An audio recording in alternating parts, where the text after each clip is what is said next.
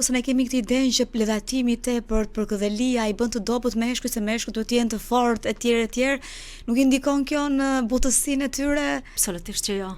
Unë kalamajt e mi unë i kam quar hopa, do me thënë që 2 vjeç në karate. Të gjithë, do me thënë, i pari ka Rip Tozi, tjetri Leila, të tjerët e kanë filluar, do me thënë, dhe e kanë stopuar, kanë vazhduar me futbollin. I dyti është maratonist. Sportet e burrërisë herë i kanë pas difanin nefs për të mbrojtur veten, por edhe pjesën e dy luftimit. Ti duhet kuptosh që jeta jote, do me thënë, kur ti del në mejdan me tjetrin, kur del në tapet me tjetrin, duhet ta kuptosh që ti mund fitosh, por mundesh edhe të humbësh. Skuadra jote në futboll mund të humb, por mund edhe të fitoj.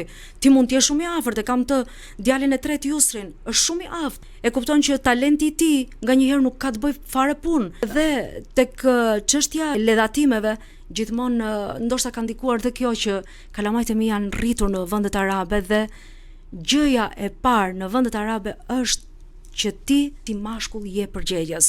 Dhe nocioni i martesës atje përkthehet, martesë do të thotë përgjegjësi, shumëzim, hap klapat, sakrificë, plus intimitet, plus përputhshmëri mendimesh. Nëse tek përgjegjësia ti vë 0, nëse shumëzon me këtë që ke brenda klapave, atëherë ç'a del? Atëherë del 0. Kështu që fëmijët e mi janë rritur me këtë ndjenjë, domethënë, tradita arabe, elhamdulillah ata kanë mësuar që nga kopshtit deri në shkollë të mesme, në botën arabe mashkulli është përgjegjës, nuk është një mashkull i përkëdhelur,